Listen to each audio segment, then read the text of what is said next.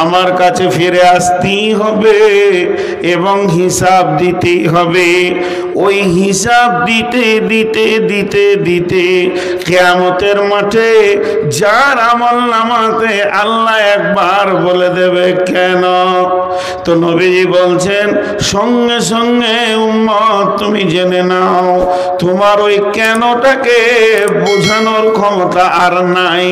পৃথিবীর এমন ব্রেন নাই যে আল্লাহর কেনটাকে বুঝিয়ে দেবে। যখনই আল্লাহ কেন বলে দিয়েছেন সঙ্গে সঙ্গে জেনে নিতে হবে আমার ঠিকানা জাহান্নাম,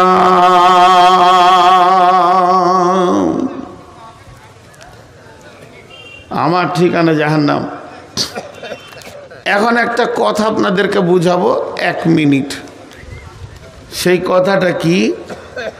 আমানত মিলকিয়াত, আমানত মিলকিয়াত।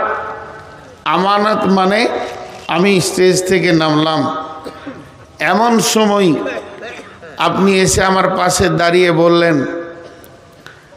উস্তাদ এই 500 টাকা, যেমন আজকে সেলিম বলে এক ছেলে 500 টাকা দিয়েছেন, দোয়া চেয়েছেন, আমি দোয়া করব, এখানেও দোয়া করব। আরেকটা নিয়ত করেছি যে আমি রমজানে উমরাই চললাম, ইনশাল্লাহ কাবার দরজায় দোয়া করব। ইনশাল্লাহ বড় কঠিন রোগে আছে, তা আমি ওইটা নিয়ত করেছি। এর জন্যে আমি এখনও স্থগিত রয়েছি যে ওটা অনেক বড় দোয়া, কাবার দরজায় গিয়ে দোয়া করবো ইনশাআল্লাহ। 500 টাকা এখানে দিয়েছেন। তো আমি যে কথাটা আপনাদেরকে বলছি এটা আমানত। একজন এসে আমাকে 500 টাকা দিল, দেওয়ার পরও বলছে এই টাকাটা আমি আপনাকে দিলাম, আপনি মিষ্টি টিষ্টি খেলেন, এই যে দিলেন মাদানী সাহেব 2টা মেয়েকে টাকা দিলেন, এটা আমানত নয়, মিলকিয়াত। ওদেরকে দিয়ে দেওয়া হলো, মিষ্টি খাও, আর কিছু খাও, চা খাও, চানা খাও, যা খাবে খাও। কিন্তু আমি নামছি আর আমার এই ভদ্রলোক ইনি এসে বলছেন আপনি বাড়ি যাবেন? বলে হ্যাঁ। বলে আমার ছোট ছেলেটা পিচকুড়ি মাদ্রাসায় পড়ে, এই 500 টাকাটা ওকে দিয়ে দেবেন। এটা কি? আমানত। ওটা আমি খরচা করতে পারবো? পারবো না, আমানত। তো যেমন টাকা আমানত রাখা যায়, সোনা আমানত রাখা যায়, রূপা আমানত রাখা যায়, জমি জায়গাও আমানত রাখা যায়, ধান চাল আলু পেঁয়াজ আমানত রাখা যায়। 2 দিনের 10 দিনের জন্যে আমি হাটে গেছি, মাল বেশি হয়ে গেছে, একটু দরকার আছে কারো কাছে, ভাই এটা আমানত রাখলাম, 1 ঘন্টা পর নিব, আমানত রাখা যায়। যতগুলো আমানত আপনার মাথাতে আমি ঢুকালাম তার মধ্যে 2টো নতুন ঢোকান। জিন্দেগি ভি আমানত হ্যায়, जिंदगी भी আমানত হ্যায়। আমার জীবনটা আমার নয়, এই জীবনটা কার?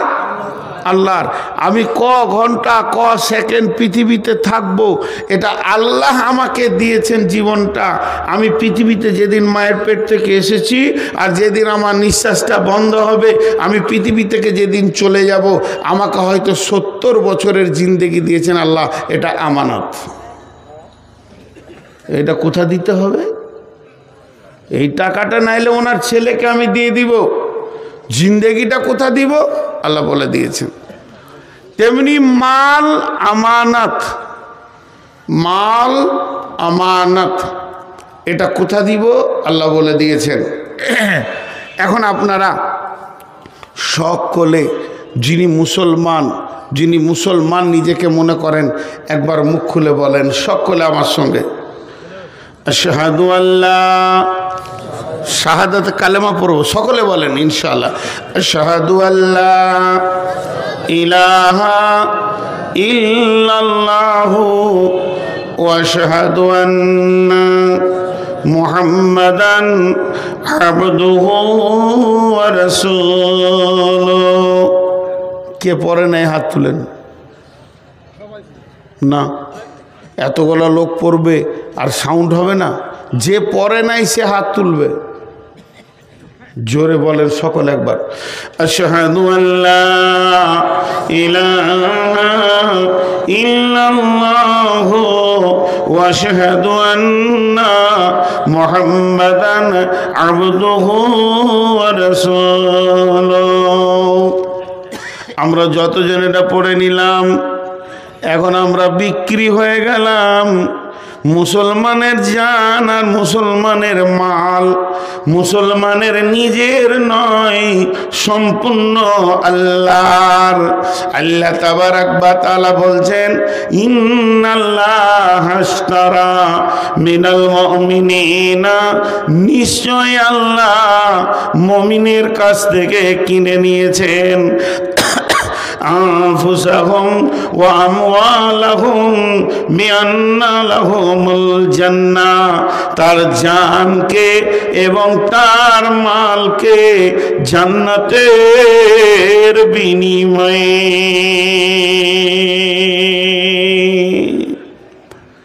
আল্লাহ বলছে তোর জান আর তোর মাল আমি দুটি কিনে নিয়েছি,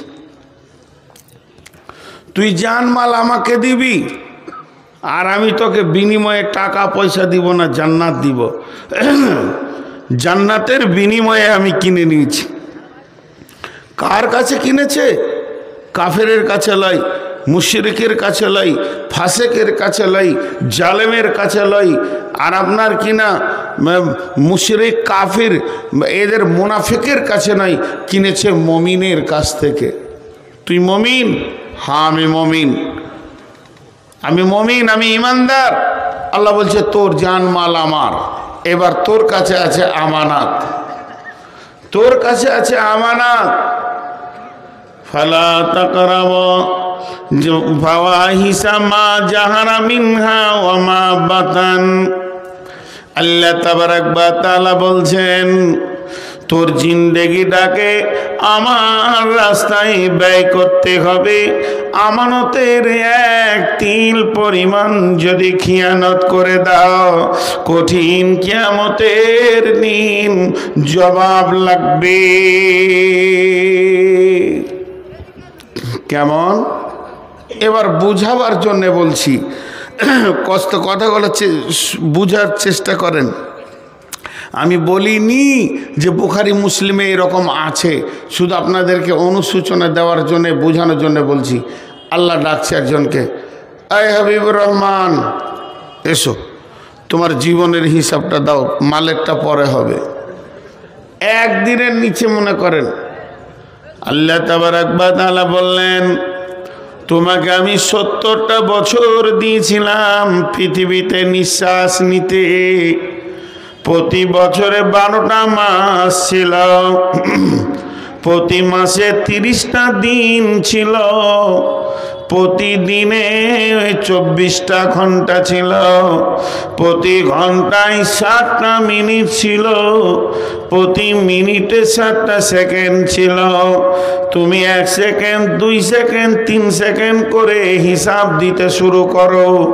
দিতে দিতে দিতে দিতে তুমি আমাকে 70 বছর পুজিয়ে দাও। জিন্দেগিটা কোন জায়গায় ব্যয় করেছো? এবার আল্লাহ বললেন মনে করেন আজকের জন্যে তুমি বলো যে 24 তারিখে ফেব্রুয়ারি কিংবা 25শে ফেব্রুয়ারি তুমি কি করেছো। আপনি আমি বলতে শুরু করলাম, আল্লাহ ফজরের সালাত পরে ঘুমিয়ে গেছিলাম, সারা রাত জলসা শুনেছি, উঠতে আমার 10টা বেজে গেল। নাস্তা করলাম, মাঠে গেলাম, কাজে গেলাম, দোকানে গেলাম, জোহরের সময় ফিরলাম, আর একটু আমি ওয়েস্ট করলাম, এরপরে আসরের পর দোকান খুললাম কিংবা মাঠে গেলাম।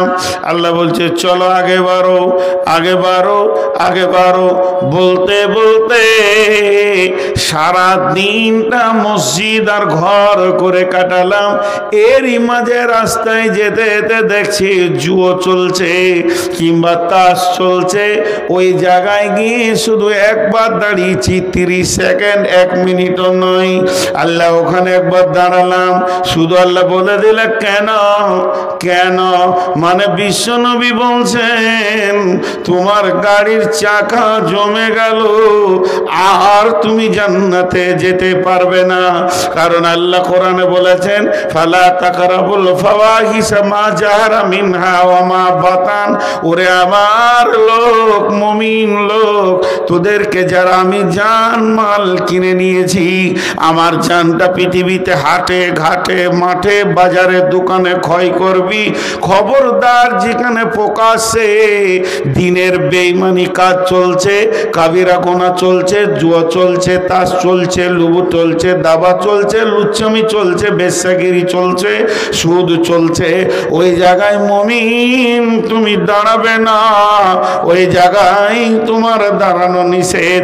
আমি কোরআনে বলে দিয়েছি, অথচ তুমি ওখানে 30 সেকেন্ড ক্ষয় করে দিয়েছো। আল্লাহ একবার বলবে কেন? নবীজি বলছেন উম্মত তুমি জেনে নাও তোমার চাকা জমে গেছে। এটা জানের হিসাব, মালের হিসাব এরকম লাগবে। আল্লাহ মাদ্রাসায় দিয়ে দিয়েছি 10,000, ঠিক আছে, মসজিদে 20,000, ঠিক আছে, এতিম মিসকিনকে দিয়েছি 50,000, ঠিক আছে, কোনো অসুবিধা নেই। আমি বলেছি মালগুলো ওখানেই দাও, হুট করে বলে দিলে পূজার চাঁদা চাইছিল, মাত্র 2 টাকা দিয়েছি, কেন? বাস জমে গেল, চাকা জমে গেল, আর আগে বাড়বে না। অতএব ইন্না ইলাইনা ইয়াবাহুম সুম্মা ইন্না আলাইনা হিসাবাহুম। আল্লাহ তাবারাক ওয়া তাআলা বলছেন আমি মুমিনের জান, মুমিনের মাল জান্নাতের বিনিময়ে কিনে নিয়েছি।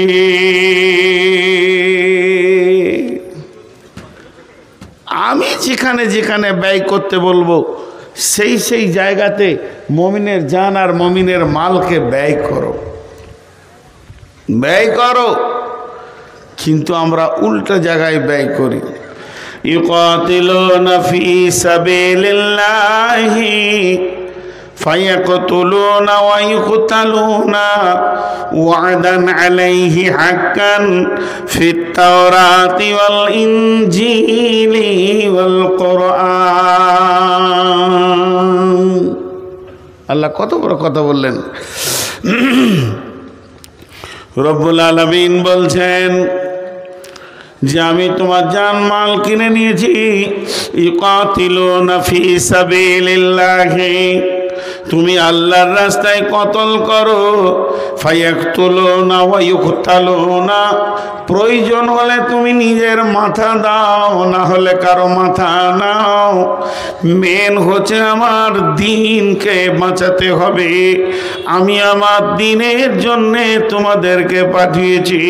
হে মুমিনের দল, যে দিক থেকে আমার দ্বীন বাঁচবে ওটাই করতে হবে। প্রয়োজনে তোমার জান যাবে, প্রয়োজনে তুমি জান নেবে, থাকতে হবে আমার দ্বীন। আল্লাহ তাবারাক ওয়া তাআলা বলছেন বিবাইয়ুকুমুল্লাযী বায়াতুম বি, কে এমন আছো আমার সঙ্গে ব্যবসা করবে, আমি তার সঙ্গে বিজনেস করতে রাজি আছি, আমি তাকে আপনার শেয়ার পার্টনার নেব, সে আমার সঙ্গে বিনিময়ে বিজনেসে বসবে। আমি এটা ওয়াদা করেছি, তাওরাতে করেছি, ইনজিলে করেছি, কোরআনেও করেছি। হে মুমিন, তোমার জান মাল আমার, আর আমি দিয়ে দিব তোমাকে জান্নাত। অতএব মুমিন, তুমি নিজের মালের ব্যাপারে নিজেকে স্বাধীন মনে করিও না, আর নিজের জানের ব্যাপারেও নিজেকে স্বাধীন মনে করিও না।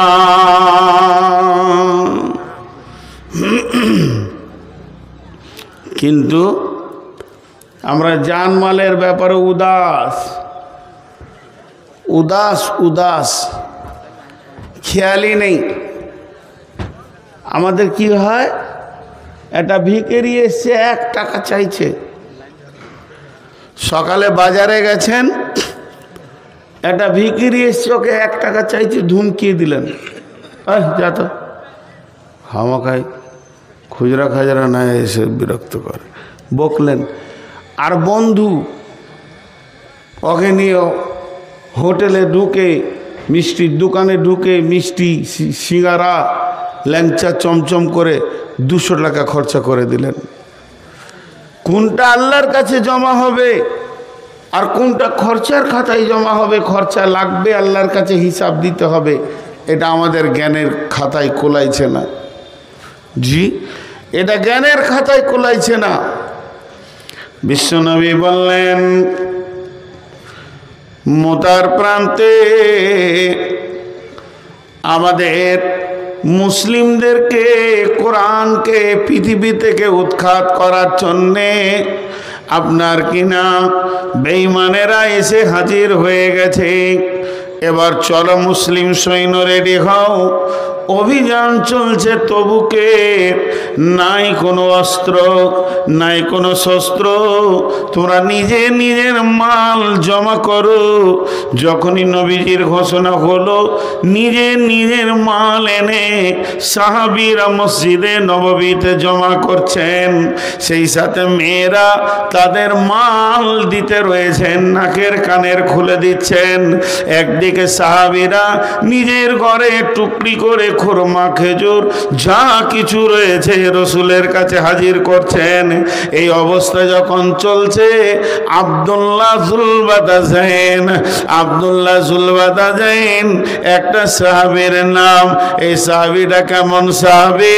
এর আব্বা মারা গেছে, মা বিধবা, চাচার কাছে মানুষ হয়েছে, আর চাচার মালের ঢেরি লেগে আছে। চাচা শুধু ঈমান আনার কারণে, চাচা বেঈমান, ভাইতিজা ঈমান এনেছে, তাই বাড়ি থেকে তাকে নাঙ্গা করে বের করে দেওয়া হয়েছে। তাকে এমনকি একটা লুঙ্গিও দেওয়া হয়নি। ওই ছেলেটা যখন বের হয়ে যায়, মা একটা কম্বল ঝুড়ে দিয়েছিল, অর্ধেক কম্বল কোমরে পড়েছে, অর্ধেক গায়ে নিয়ে রসুলের দরবারে হাজির হয়েছেন। মসজিদে নববীতে আসহাবে সুফফা, যে সাহাবীদের কোনো ঘর বাড়ি ছিল না, সংসার ছিল না, জমি জায়গা মাল ধন কিছুই নাই, মসজিদে 1 দিন নয় 2 দিন নয় 7 দিন 10 দিন 20 দিন উপোস পড়ে থাকতো। সাদাকার খেজুর আসতো, হাদিয়া আসতো, তাই খেয়ে তারা জীবন যাপন করত। আব্দুল্লাহ সম্ভ্রান্ত ঘরের ছেলে, মাল্লার ঘরের ছেলে, শুধু কালেমা আনার কারণে আব্দুল্লাহকে নিয়ে আসহাবে সুফফাদের মধ্যে রয়েছে। আর যখন মসজিদে নববীতে মালের ইবাদত শুরু হয়ে গেছে, দানের ইবাদত শুরু হয়ে গেছে, ইয়া রাসূলুল্লাহ আমারটা নেন, ইয়া রাসূলুল্লাহ আমারটা নেন, আব্দুল্লাহ একবার করে উঠছে আর একবার করে বসছে, মনে মনে ভাবছে, গায়েরটা দিলে গা খালি, নামটা দিলে পাছা খালি, আমি কোনটা দিব রে? আজকে কি এই প্রতিযোগিতায়, এই লিস্টে কি আমার নামটা আসবে না? একটা খেজুরও নাই, জয়মালের উপরে খেজুরটা রেখে দি। এত আফসোস, মনের ভিতরে জোয়ার ভাটা চলছে। এমন সময় আব্দুল্লাহ থাকতে না পেরে রসুলের কাছে এসে হাজির হয়ে গেলেন।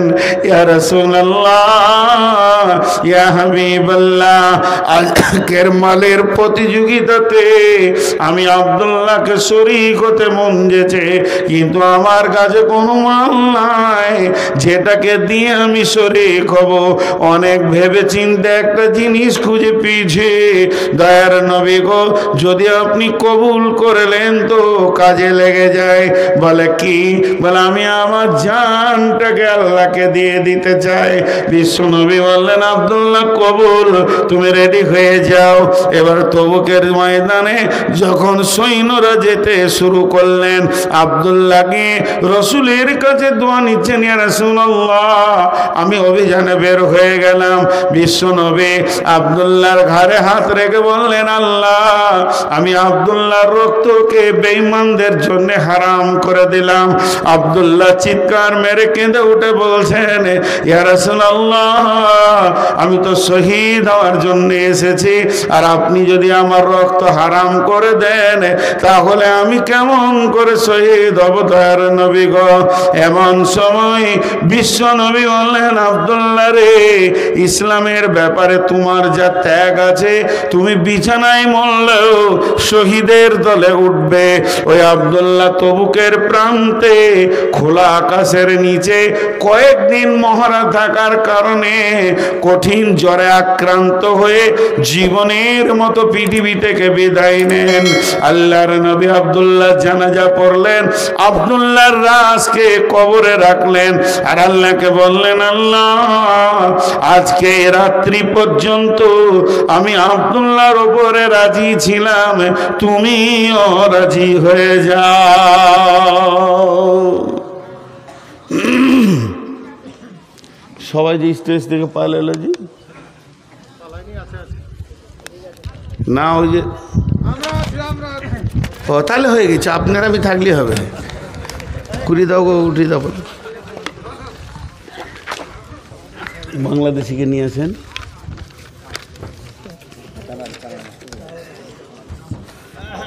আমার 12টা পর্যন্ত না, 12টা পর্যন্ত, তারপরে তো কিছু খালে কালেকশন করবো।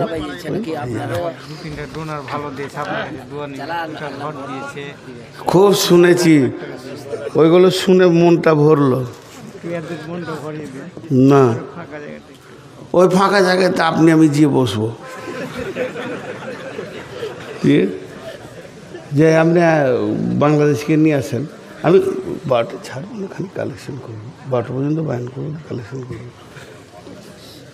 ওনাকে আনেন, ওরা আবার সোনো পাউডার পরে বাংলাদেশের লোক, 1.5 ঘন্টা লাগে, আর আমরা ঘুম থেকে উঠেই দৌড়ি।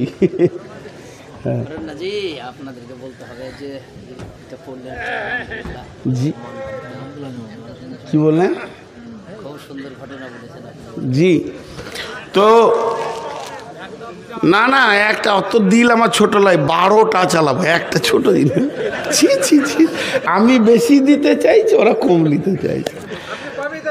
তো আমি যে কথাটা আপনাদের, আমি আসলে আপনাদেরকে আমার মনের কথাটা বলছি না, দীর্ঘ 18-19 বছর জালসা করছি বলে চালাতে পারছি, কিন্তু মানুষ তো, আমি তার ফেরেশতা নয়, আমারও তো অসুখ বেসুখ আছে। গত 2 দিন আগে জ্বরে আক্রান্ত ছিলাম, তাছাড়া নূর মোহাম্মদের গলা বসে না, এত কষ্ট এই জায়গায়, ব্যথার ওষুধ খেয়েছি তাও থামছে না। তো প্রতিদিন আপনাদের একদিন, আমার প্রতিদিন। তো আমাকে কেউ ভালোবাসে না, এটা আমি জানি, কারণ আমাকে যদি কেউ ভালোবাসতো তো বলতো, হুজুর আপনার যখন অসুখ তা যান 1 ঘন্টায় আজকে বলেন। খুব কম লোক ভালোবাসে জি। তো না, এটা কথা নয়, এটার নাম ভালোবাসা নয়। আল্লাহ ভালো তো বাসি সবাইকে রে বাপ, কেন বলতে হয় না, কষ্ট দিতে হয় না মানুষের মনে। মানুষ যখন বলে যে আমার অসুস্থ, তো আচ্ছা ঠিক আছে আধা ঘন্টা কম বলে। মাদানী ভাই তো বলে গেলেন আপনি 12টা পর্যন্ত চালান, তারপরও তো আমি খানিক চালাবো ইনশাল্লাহ। আপনি বাংলাদেশিকে নিয়েছেন তো কি বললাম, যে আব্দুল্লাহর চিন্তা ভাবনাটা দেখেন, যে আমার জানটা লেগে যাক। তো আল্লাহ রসুল কি দোয়া দিলেন কবরে দেওয়ার পর, এই আল্লাহ আমি আব্দুল্লাহর উপরে রাজি ছিলাম, তুমি রাজি হয়ে যাও। আচ্ছা, এখানে গাড়ির ড্রাইভার কে কে আছেন?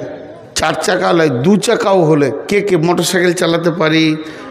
হ্যাঁ মাশাআল্লাহ, আলহামদুলিল্লাহ। আপনারা বলেন, গাড়ি কোনো দিন আপনার কাছ থেকে গিয়ার চায় যে আমাকে এই গিয়ারটা দেন? কিন্তু দক্ষ ড্রাইভার গাড়ির গতি এবং রাস্তা দেখে বুঝে নেয় যে এখন কোন গিয়ারটা চাইছে, গাড়িকে এখন কোন গিয়ারটা লাগবে। তো এইটা হলো সাহাবীদের চিন্তা চেতনা। ওরা চোখে দেখে বুঝতে পারতো যে আল্লাহ এখন আমার কাছ থেকে কি চাইছে, আমার জানটা চাইছে না আমার মালটা চাইছে। ওরা বুঝতে পারতো। আর আমাদেরকে জালসা করে করে গরম করতে হচ্ছে কি হচ্ছে না, কিন্তু ওদের ওটা ছিল না, কারণ ওরা দিনের দক্ষ ড্রাইভার ছিল। তবে এখনকার ছেলেকে মাশাআল্লাহ বিয়ে দেওয়ার পর শ্বশুর বাড়ি কবে যেতে হবে, ঠিক আছে নাকে বলবো না মুখে বলবো, দেখেন ও বললে ছেড়ে দাও, ই দিলে ছেড়ে, খেয়েছি আমি, একে ঝাল লেগেছে, ই পানি খাওয়াইছে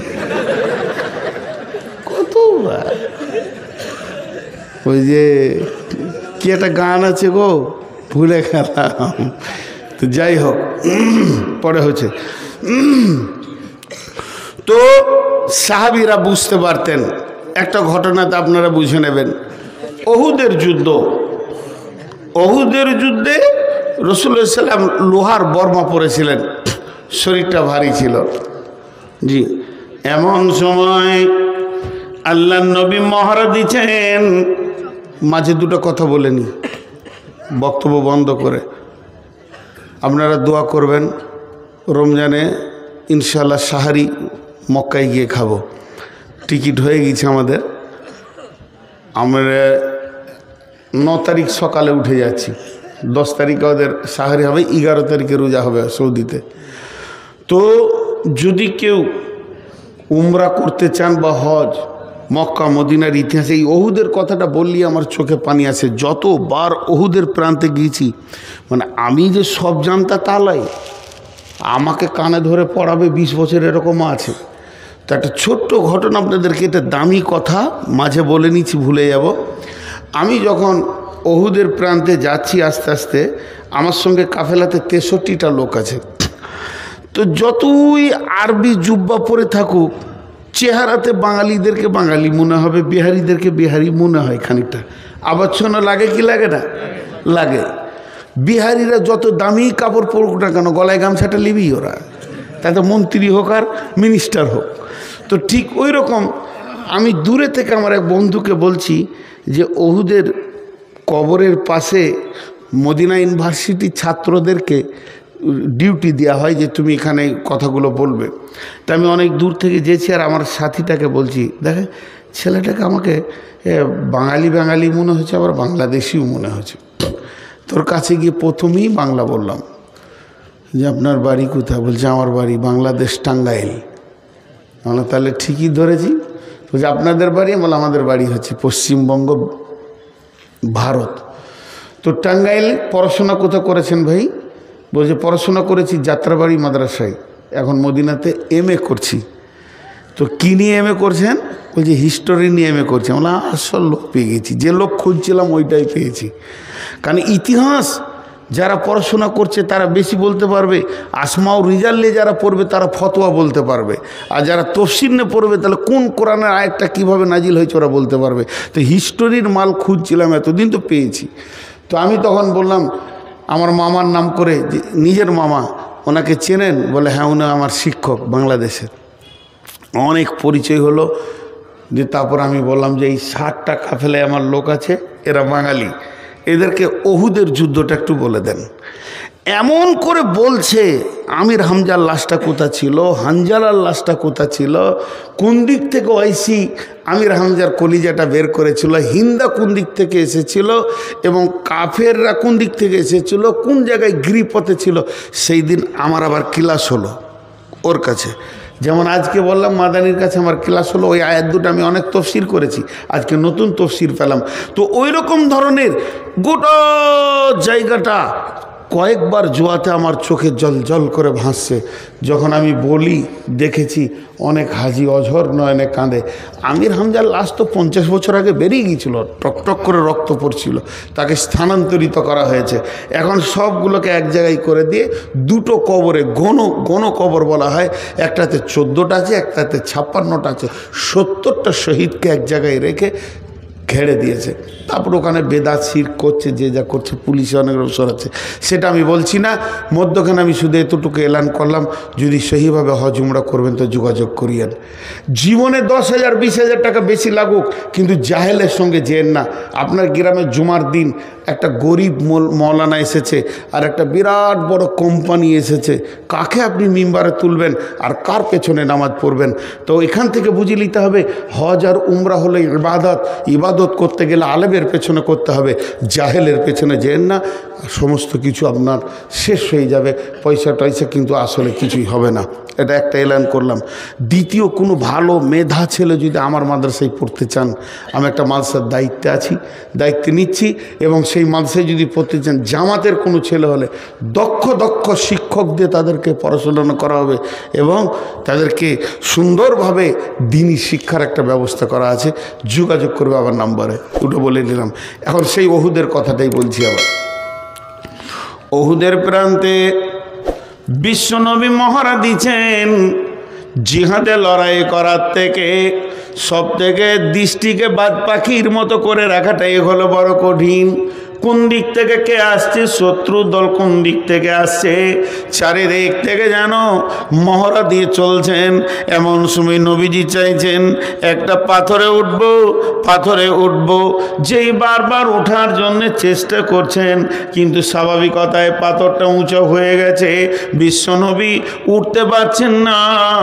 এমন সময় হযরতে তালহা, আমি বললাম প্রথমেই বলেছি সাহাবীরা জানতেন এখন কোন গিয়ারটা লাগবে, ফার্স্ট গিয়ার না সেকেন্ড গিয়ার।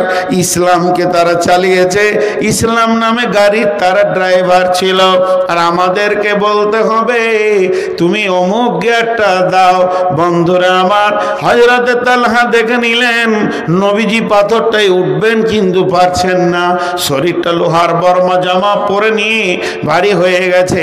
তাই হযরতে তালহা পাথরটা নিচে গিয়ে শুয়ে গিয়ে বলছেন, ইয়া রাসূলুল্লাহ, আপনি আমার বুকে পা রেখে পাথরে উঠে যান।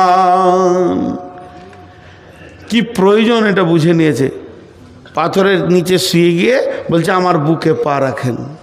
বিশ্বনবী তালহার বুকে পা রাখলেন, আর কি বললেন, তালহা তুমি জান্নাতকে অজীব করে নিলে। জান্নাতের সংবাদ পেল, জান্নাতের সংবাদ পেল। এরপরে ওই তালহা আবার চারিদিকে তাকিয়ে আছেন। এমন সময় দেখছেন রোমান পাহাড়, ওই পাহাড়ের প্রান্তদেশ দিয়ে একদম শত্রু দল হই করে চলে আসছে, তাদের হাতে তীর রয়েছে। লক্ষ্য করে যে তারা বিশ্ব নবীকে তীরগুলো মারবে, তাদের অন্য কাউকে লক্ষ্য নয়। হযরতে তালহা বিশ্ব নবীকে পেছন দিকে নিয়ে পাহাড়ের গুহাতে ভরে দিলেন এবং বুক পেতে দাঁড়িয়ে গেলেন। একটা নয়, দুটা নয়, দুইটি বাজুতে 180 খানা তীর খেলেন, তবু রসুলকে একটা লাগতে দেয়নি। আর তালহা বলেছিলেন, ইয়া রাসূলুল্লাহ, আপনি খবরদার গর্ত থেকে বের হবেন না, আমি তালহা যতগুলি তীর আছে বুকে নিয়ে নিব। আছেন দিনকে যারা বানিয়ে গেছে তাদের কাছে আমরা ঋণী। পারবেন এই তালহাকে? এই তালহা যেদিন পৃথিবী থেকে চলে যান, বিশ্বনবী জানাজা পড়েছেন। জানাজা পড়ার পর কবরে লাশ রাখা হলো।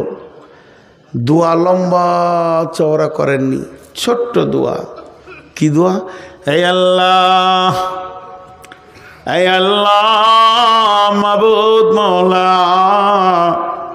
কঠিন কিয়ামতের দিন ইসরাফিল যখন সুর ফুঁকবে, মানুষ যেদিন নাফসি নাফসি করবে, সেই রকম কঠিন দিনে আমার তালহা কবর থেকে যখন উঠবে, মাবুদ রে তোমার কাছে আবদার, আমার তালহাকে দেখে তুমি মুচকে হাসবে, আর আমার তালহা তোমাকেও দেখে হাসবে।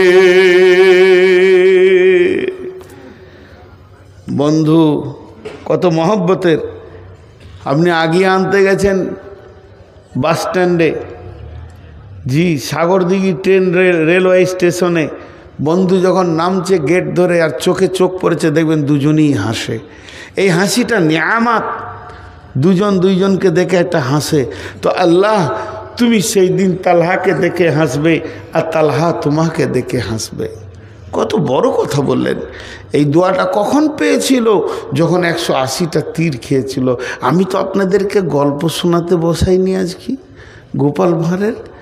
আল্লাহ বলছেন ইন্নাল্লাহ আশতারা মিনাল মুমিনিনা, হে মুমিনের দল, আমি তোমাদের কাছ থেকে তোমাদের জান, আনফুসাহুম ওয়া আমওয়ালাহুম, এবং তোমাদের মালকে কিনে নিয়েছি, বিআন্না লাহুমুল জান্নাহ, জান্নাতের বিনিময়ে, জান্নাতের বিনিময়ে। জি ভাই, আল্লাহ তাবারক ওয়া তাআলা আমাদের জান মালকে জান্নাতের বিনিময়ে কিনে নিয়েছেন। তো এটা আমরা বুঝি না। আল্লাহ বলছে বলো তোমাদের মধ্যে 8টা গুণ আমি পাবো। التائبون العابدون الحامدون السائحون الراكعون الساجدون الآمرون بالمعروف والناهون عن المنكر والحافظون لحدود الله وبشر المؤمنين।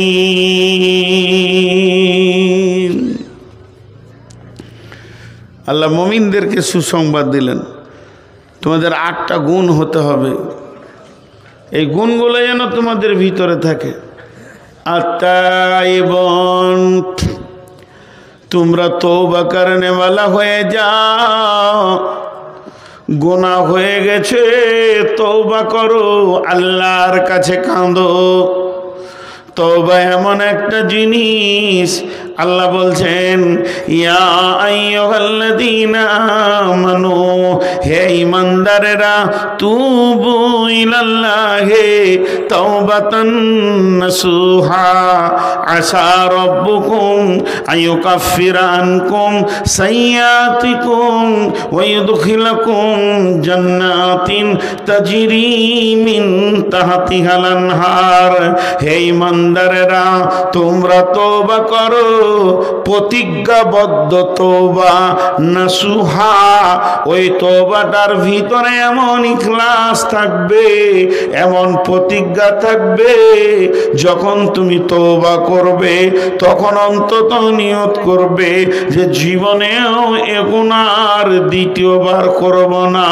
তোমরা তওবা করনেওয়ালা হয়ে যাও।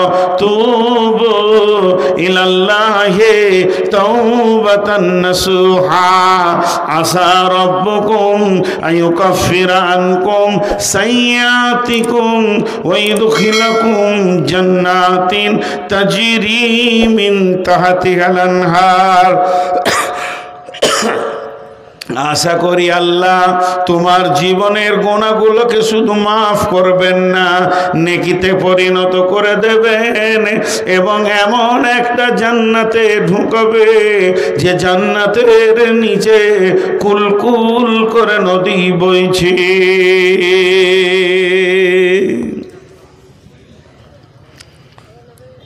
গুনার কারণে মানুষ জাহান্নাম যাবে না।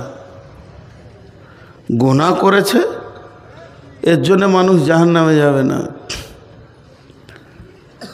কিয়ামতের মাঠে ধরেন আমাকে জাহান্নামের ফেরেশতা টানছে, যদি গায়ে বল থাকে একটু মার থাপড় আর কানে, জাহান্নাম কেন নিয়ে যাবি তুই?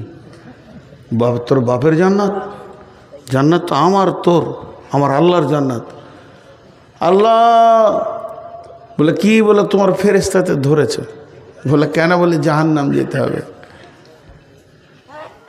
তা আল্লাহ বললো যা জাহান্নামে। যদি বান্দা জিজ্ঞেস করে কেন যাব, তা আল্লাহ বলবে গুনাহ করেছিস ওই জন্যে। লাও, আমি এটা বুঝানোর জন্য বলছি, ভাবিয়েন না যে কোরআনের আয়াত বলছি। আল্লাহ বলছে জাহান্নাম যা, তোকে ফেরেশতাতে টানছে। তো আমি বলছি কেন? তা আল্লাহ বলছে গুনাহ করেছিস তার জন্যে লও।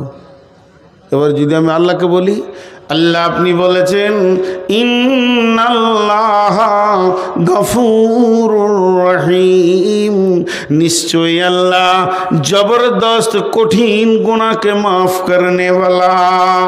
আপনি কোরআনে বলেছেন মাফ করনে ওয়ালা, আর আল্লাহ রাসূল বলেছেন কুল্লু বানি আদমিন খাত্তা, প্রত্যেকটি বানি আদম ভুলের মধ্যে ডুবে আছে। আমাদেরকে যখন বানানো হয়, একটা ঘরকে সিমেন্ট দিয়ে ঢালাই করা হচ্ছে, তোর মধ্যে রড আছে, পাথর আছে, সিমেন্ট আছে, বালু আছে, সিমেন্টে কেমিক্যাল আছে, কেমিক্যাল না থাকলে এমন জমবে না। আপনি যখন মানুষকে বানান, মানুষের ভিতরে পাপ করার মতো গুণটা দিয়ে বানিয়েছেন। এটা মানুষ পাপ করবে, তওবা করবে, পাপ করবে, তওবা করবে। গুণটা যদি আপনি না দিতেন তো আমরা তো পাপ করতাম না। আল্লাহ তাবারাক ওয়া তাআলাকে তিনখানা জিনিস ভালো লাগে। এক নম্বর হচ্ছে আমার গোলাম আমাকে ছাড়া কাউকে ডাকবে না, অন্য কাউকে সাজদা করবে না, এটা আমাকে ভালো লাগে। আল্লাহ বলছেন আমাকে দ্বিতীয় নম্বর ভালো লাগে, আমার গোলাম আমার বরত্ব বয়ান করবে, আমি তার কাছে আমার ছাড়া অন্য কেউ বড় নয়। তিন নম্বর আমাকে ভালো লাগে আমার গোলাম যখন গুনাহ করে দুইটি চোখে পানি বের করে, তখন আমাকে ওই সময়টা এত ভালো লাগে, গুনাহগুলোকে আমি নেকিতে পরিণত করে দিই। শুধু তাই নয়, আমার রব কত বড় মেহেরবান, 70 বছরের কঠোর পাপীকেও তিনি মাফ করতে রাজি আছেন। তাহলে যাদের মাবুদ এত মেহেরবান, তার গোলাম কেমন করে জাহান্নাম যাবে?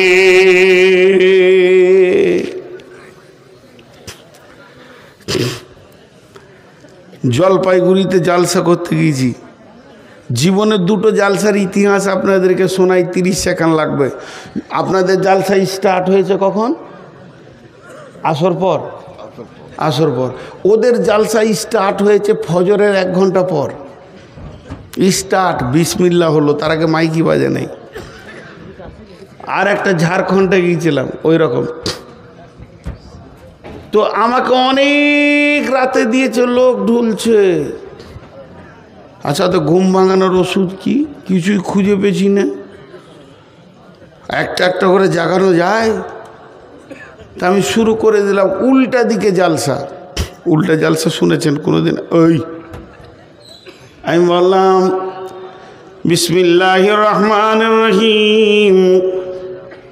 আল্লাহ তাবারাক ওয়া তাআলা কালাম পাকের মধ্যে বলছেন নামাজ পড়তে হবে না, রোজা রাখতে হবে না, হজ করতে হবে না, যাকাত দিতে হবে না, জেনা করো, ব্যভিচার করো, বেপরদা থাকো, সুদ খাও, জুয়া খেলো, লুটে লাও, মার্ডার করো, রাস্তায় রাহাজানি করো, ছিনতাই করো, যে যাকে পারবে মারো, লুটো, গাঁজা খাও, মদ খাও, কিছুই হবে না। তারপরও তুমি জান্নাতে যাবে শুধু আল্লাহর একটা হুকুম মেনে নিলে। সব জেগে গেছে। কোন মৌলবি রে?